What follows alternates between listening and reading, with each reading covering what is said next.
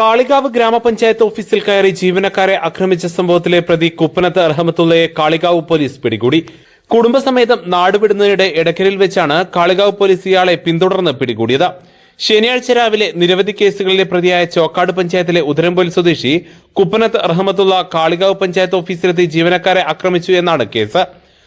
NREGS assistant engineer Elachola Isakh, overseer Sharafali PM എന്നിവരെ ആക്രമിച്ചതായാണ് പരാതി. ജീവനക്കാരെ ആക്രമിച്ച റഹ്മത്തുള്ളയെ അറസ്റ്റ് ചെയ്യണമെന്നാവശ്യപ്പെട്ട് ജീവനക്കാരും തൊഴിലുറപ്പ് തൊഴിലാളികളും ചേർന്ന് ശക്തമായ സമരം നടത്തിയിരുന്നു. റഹ്മത്തുള്ളക്കെതിരെ 5 വകുപ്പുകൾ ചേർത്ത് FIR രജിസ്റ്റർ ചെയ്തിരുന്നു. ഇദ്ദേഹത്തെ പിടികൂടാനുള്ള അന്വേഷണത്തിനിടെയാണ് തന്റെ കാറിൽ കുടുംബസമേതം നാടുവിടുന്ന വിവരം പോലീസിന് ലഭിച്ചത്. തുടർന്ന് നിലമ്പൂരിലും എടക്കരയിലുമായി പോലീസ് 2 സംഘങ്ങളായി പരിശോധിക്കുന്നതിനിടെയാണ് റഹ്മത്തുള്ള പോലീസിന്റെ വെട്ടിച്ച് തമിഴ്നാട് ഭാഗത്തേക്ക് കടക്കാൻ ശ്രമിച്ചത്. തുടർന്ന് സിനിമാ സ്റ്റൈൽ റഹ്മത്തുള്ളയുടെ വാഹനം ചേസ് ചെയ്താണ് കാളികാവ് പോലീസ് പിടികൂടിയത്. റഹ്മത്തുള്ളയെ രാത്രി മഞ്ചേരി കോടതിയിൽ ഹാജരാക്കും. News now Kalikavu. സ്വന്തം ഹൈസ്പീഡ് ഇന്റർനെറ്റ്, നമ്മുടെ സ്വന്തം ഇന്റർനെറ്റ്.